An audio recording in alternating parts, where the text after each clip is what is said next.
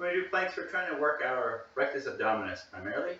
We're working on resisting gravity pulling us into back extension. So what we're trying to do is stay nice and straight in the face of gravity. Plank could look like a lot of different things.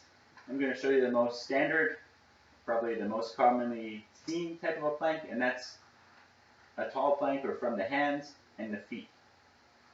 To set it up, setting up on all fours, and then I'm going to straighten one leg into my plank position, make sure I'm nice and stable, and straighten the other leg. I'm just going to hold this position. Back nice and straight, and have some fun.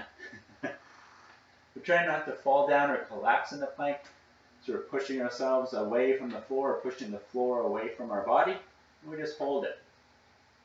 We could also do this plank from our forearms or from the knees.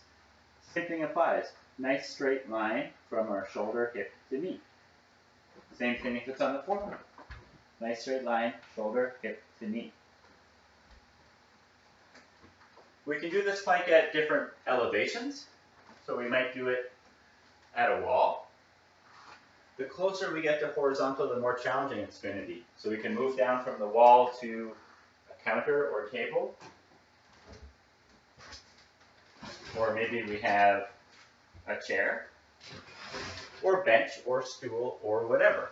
We pick the angle that makes it challenging enough for us, but also where we're still successful at keeping our back nice and straight. Other things that we can do to make it more challenging,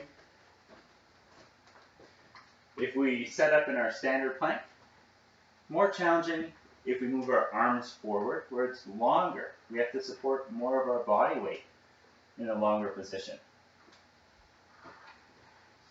We could also make it more challenging by moving in our plank. So push-ups are planks that are moving, but what we might also do is come down to forearms and then lift ourselves back up. We call that a plank march, or an up-down plank, down to the floor or down to our forearms and back up. We might think about changing the contact we have with the floor, so either raising an arm, doing a shoulder tap, or just lifting it.